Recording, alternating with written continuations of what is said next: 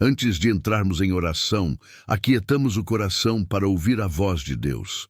Há momentos em que não precisamos falar imediatamente, mas sim silenciar a alma para que a palavra nos alinhe novamente com o céu. É nesse lugar de reverência que começamos, permitindo que o Espírito Santo nos conduza a uma compreensão mais profunda de quem Jesus é e de como ele viveu nesta terra. A palavra do Senhor, em Filipenses capítulo 2, nos revela uma das descrições mais poderosas da essência de Cristo. O apóstolo Paulo nos ensina que nada deve ser feito por egoísmo ou vaidade, mas que, em humildade, devemos considerar os outros superiores a nós mesmos. Esse ensinamento confronta diretamente a lógica deste mundo que valoriza posição, reconhecimento e poder. O reino de Deus, porém, opera de forma completamente diferente. Jesus, sendo Deus eterno, possuidor de toda autoridade, glória e majestade, não se apegou à sua posição divina. Ele não veio à terra para exibir seu poder, nem para ser exaltado pelos homens. Pelo contrário, ele escolheu esvaziar-se, abrindo mão da glória que lhe pertencia, para assumir a forma de servo. Ele entrou na nossa história, vestiu a nossa humanidade e carregou sobre si aquilo que era nosso, a vergonha, a culpa e o peso do pecado. Esse ato de humildade não foi fraqueza, foi amor em sua forma mais pura. Enquanto o ser humano luta para subir, Jesus escolheu descer. Enquanto buscamos ser vistos, ele escolheu servir. E nessa decisão, ele revelou o verdadeiro coração de Deus. Um coração que ama, que se entrega e que se inclina para salvar. Essa é a mente de Cristo. Uma mente que não vive para si mesma, mas que se doa completamente pelo outro. Se essa palavra falou com você, escreva amém nos comentários como sinal de que você deseja ter a mente de Cristo em sua vida. Ao contemplarmos a vida de Jesus, somos confrontados com uma verdade que desafia profundamente nossa natureza humana. A humildade dele não foi circunstancial, foi uma escolha diária. Jesus não apenas ensinou sobre humildade, ele viveu cada passo dela. Embora tivesse todo o direito de ser exaltado, ele escolheu o caminho mais baixo para nos alcançar. O Filho de Deus não entrou no mundo cercado de honra humana. Ele não nasceu em palácios, não foi recebido por multidões poderosas, não exigiu reconhecimento. Pelo contrário, deixou o trono celestial, onde anjos se prostravam diante dele, e entrou em um mundo marcado por dor, fragilidade e pecado. Ele se vestiu de carne, sentiu fome, cansaço, rejeição e lágrimas. A Bíblia diz que ele fez de si mesmo nenhuma reputação, abrindo mão da glória para carregar a nossa vergonha. Essa humildade é algo que o mundo não compreende. A natureza humana busca posição, destaque e controle. Mas Jesus nos mostrou que o verdadeiro poder está em se render. O verdadeiro valor não está em ser servido, mas em servir.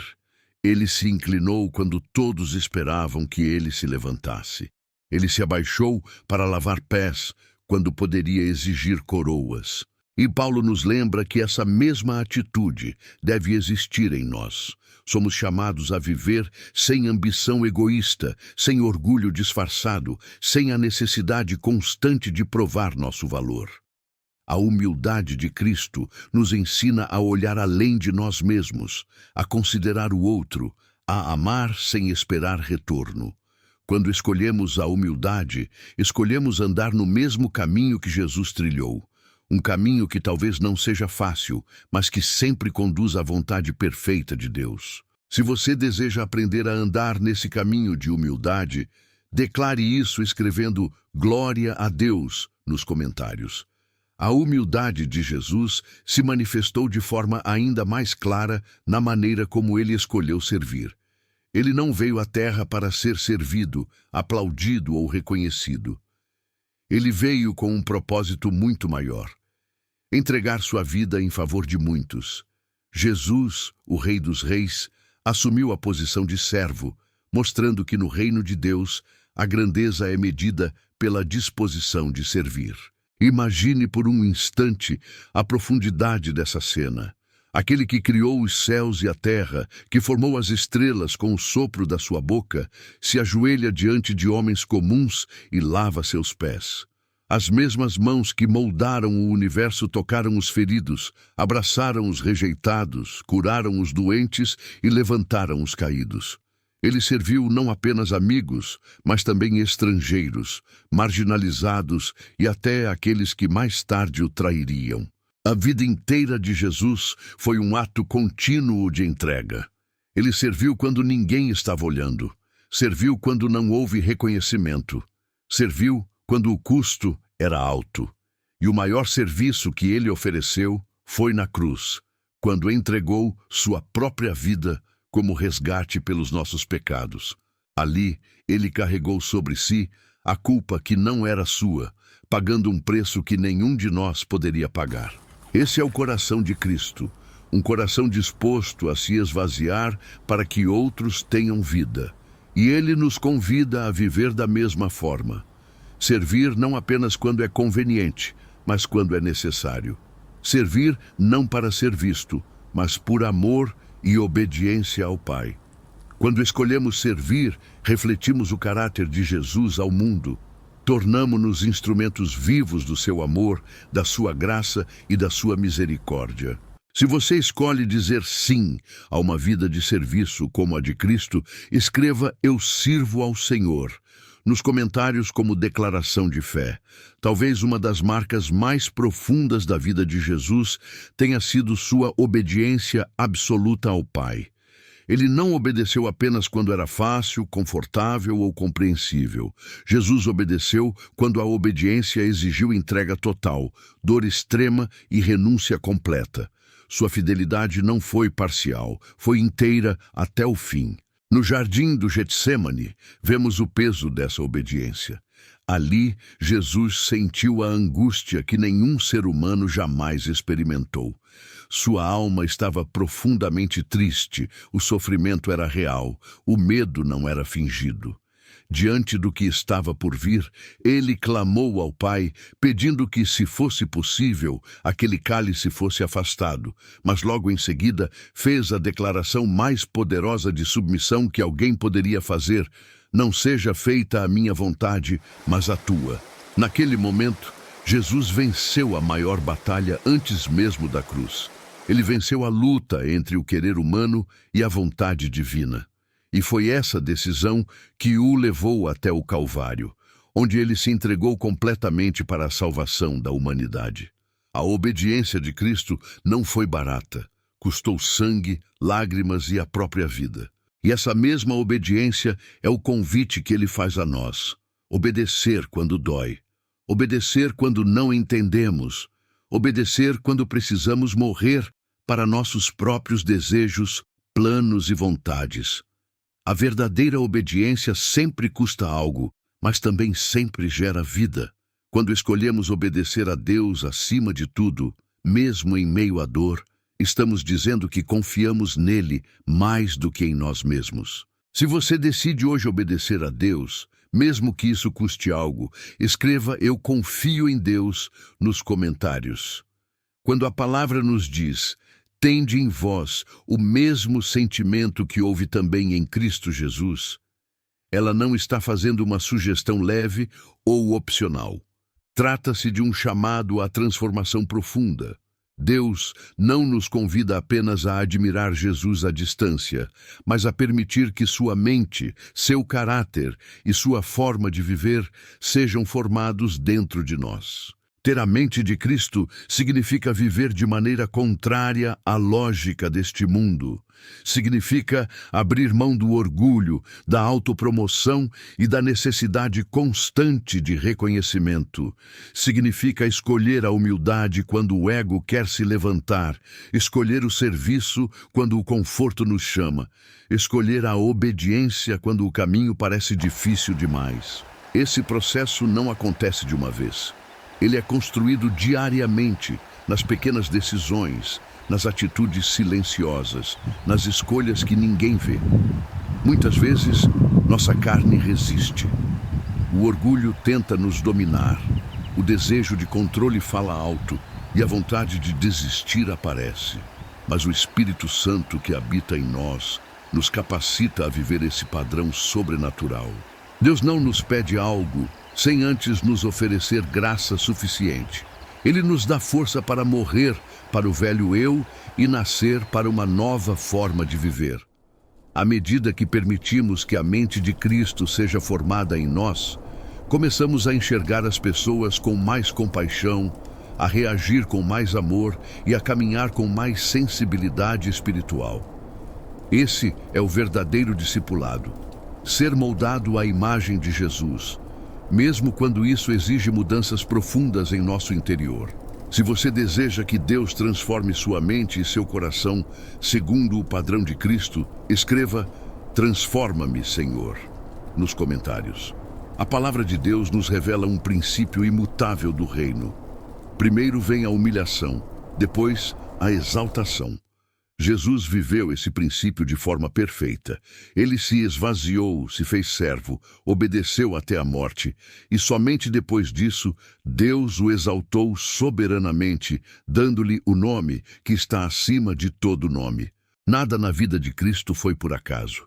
Cada passo de humildade, cada ato de serviço, cada decisão de obediência fazia parte de um plano eterno. A cruz não foi o fim da história. Foi o caminho para a vitória. A vergonha precedeu a glória. A dor precedeu a ressurreição. O silêncio do túmulo precedeu o triunfo eterno. Esse mesmo padrão continua válido para nós hoje. O mundo ensina que precisamos subir a qualquer custo, nos impor, lutar por posição e reconhecimento. Mas o reino de Deus nos ensina a descer, a confiar e a esperar no tempo do Senhor. Quando nos humilhamos diante de Deus, Ele mesmo se encarrega de nos levantar no tempo certo. Talvez você esteja vivendo uma fase de anonimato, de entrega silenciosa, de obediência que ninguém vê. Saiba que Deus vê. Nenhuma lágrima é desperdiçada. Nenhum ato de fidelidade passa despercebido. A exaltação que vem de Deus é pura, é segura e não traz arrependimento. Jesus nos mostrou que o caminho da cruz sempre conduz à vida. Quem se humilha será exaltado. Quem perde por amor a Cristo encontra algo muito maior. Se você confia no tempo e nos planos de Deus, escreva "Deus está no controle" nos comentários. Ter a mente de Cristo transforma completamente a forma como vivemos.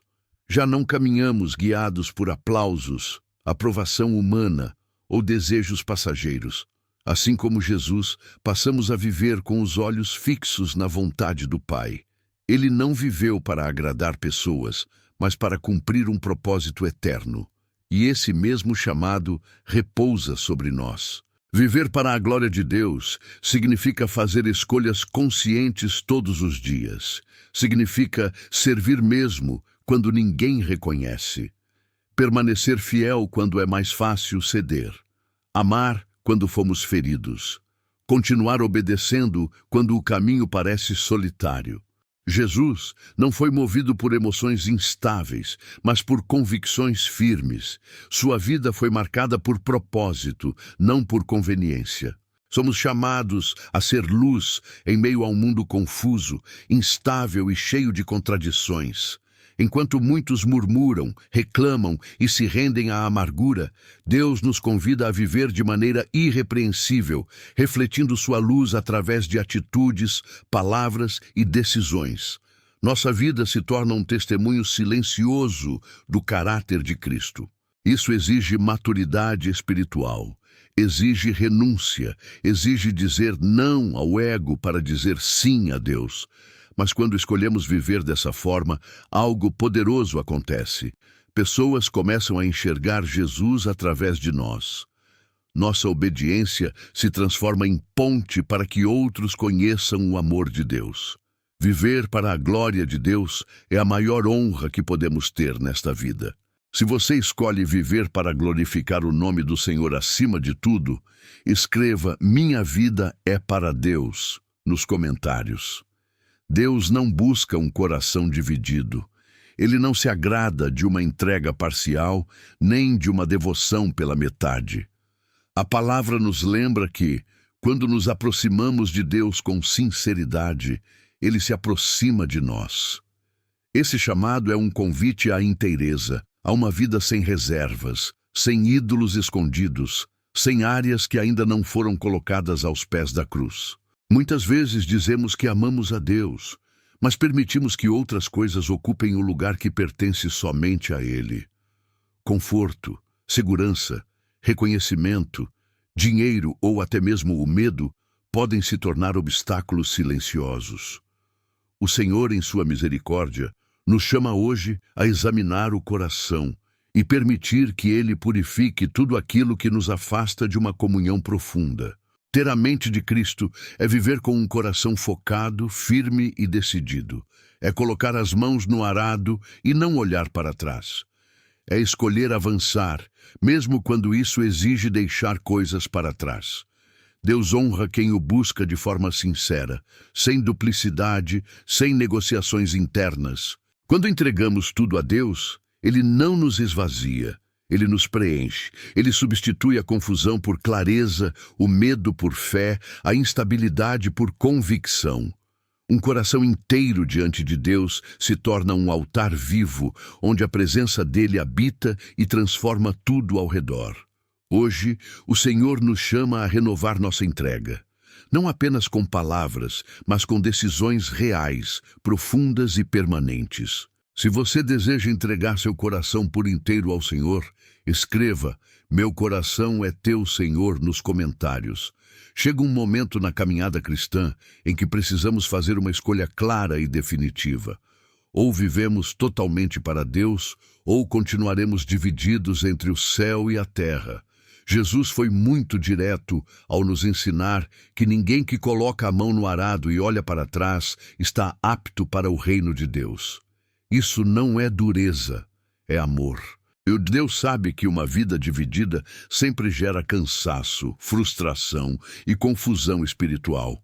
Hoje, o Senhor nos chama a avançar sem reservas, a deixar para trás tudo aquilo que nos prende, nos distrai ou nos afasta da sua vontade. Talvez existam hábitos, pensamentos, relacionamentos ou desejos que ainda ocupam um lugar que pertence somente a Deus.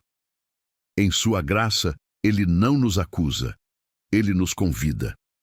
Convida-nos a colocar tudo diante dEle e dizer: Senhor, minha vida é tua. Viver sem reservas é confiar mesmo quando não entendemos. É permanecer firme quando o mundo muda seus valores. É chamar pecado de pecado e justiça de justiça, mesmo quando isso é impopular. É escolher obedecer, ainda que o preço seja alto. Uma vida rendida não é uma vida vazia, é uma vida alinhada com o propósito eterno de Deus.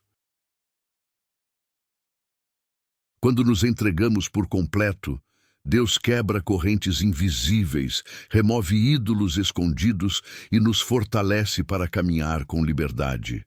Nada neste mundo vale mais do que pertencer inteiramente ao Senhor. Ele não divide sua glória, mas compartilha sua presença com aqueles que o buscam de todo o coração. Hoje é dia de decisão, de avançar, de não olhar para trás. Se você escolhe viver uma vida totalmente entregue a Deus, escreva "Eu pertenço ao Senhor" nos comentários como declaração de fé. Pai amado que estás nos céus, hoje nos colocamos diante da Tua presença com um coração rendido e humilde. Reconhecemos que Tu és digno de toda a nossa devoção, de todo o nosso amor e de toda a nossa vida. Nada neste mundo se compara à alegria de Te conhecer, de caminhar contigo e de viver para a Tua glória. Senhor, pedimos que formes em nós a mente de Cristo, guarda nossos pensamentos, alinha nossos desejos e mantém nosso coração firme em Ti. Livra-nos de toda distração que tenta roubar nossa atenção e ensina-nos a buscar primeiro o Teu reino e a tua justiça.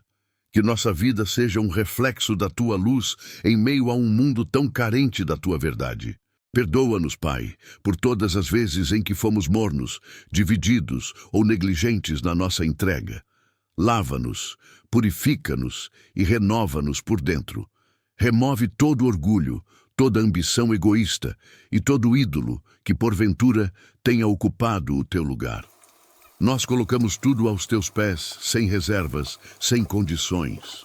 Fortalece-nos para obedecer mesmo quando dói, confiar mesmo quando não entendemos e permanecer fiéis, mesmo quando o caminho é difícil.